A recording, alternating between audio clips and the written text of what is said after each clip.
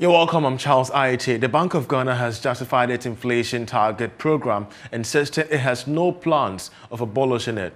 This is coming at a time when the May inflation rate reached a record high of 27.6%.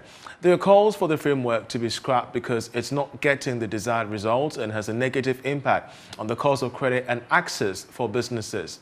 Dr. Maxwell Pokuafara is first Deputy Governor of the Bank of Ghana. In practicing inflation targeting since 2002, I think there is a paper that we've put together here in the bank which shows the evolution of the monetary policy regimes over time. And when you look at it, it is when the inflation targeting framework was introduced that we've been able to have low and stable inflation in Ghana and prolonged for a long period of time.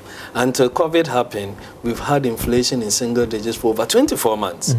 And so inflation targeting framework has helped us to deliver low and stable inflation in Ghana.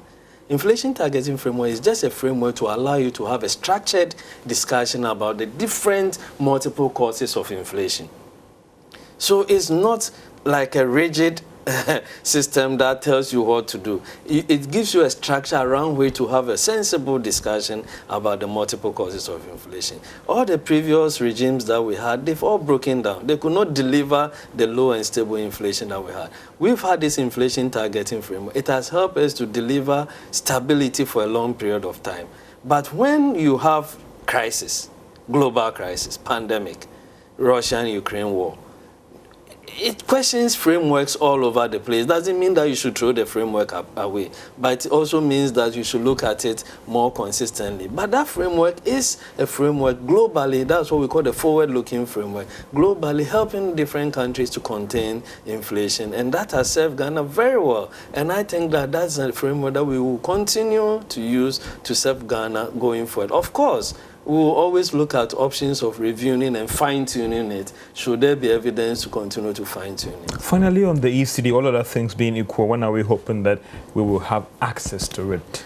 In fact, the pilot is ongoing.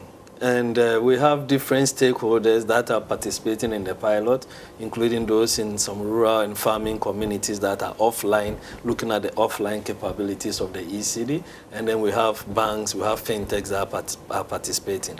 We have delayed in launching the pilot itself, but it's already ongoing. And survey data coming from the pilot field shows that the ECD framework is working very well.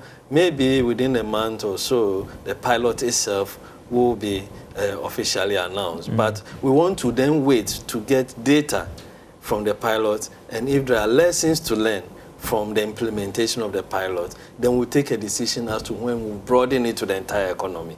So as of now, we're going to wait to receive more data from the pilot between now and the end of the year to understand how the pilot is working, where there are glitches, where we need to tighten things. In fact, now we're looking at the system being able to process about 2,000 to 3,000 transactions within a second.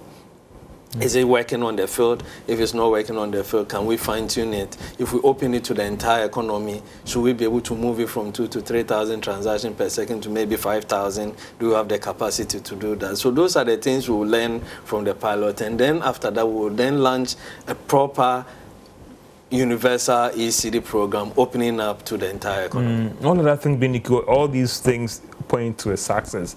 Are we looking at next year, if all the things being equal, these data are all pointing to a positive line?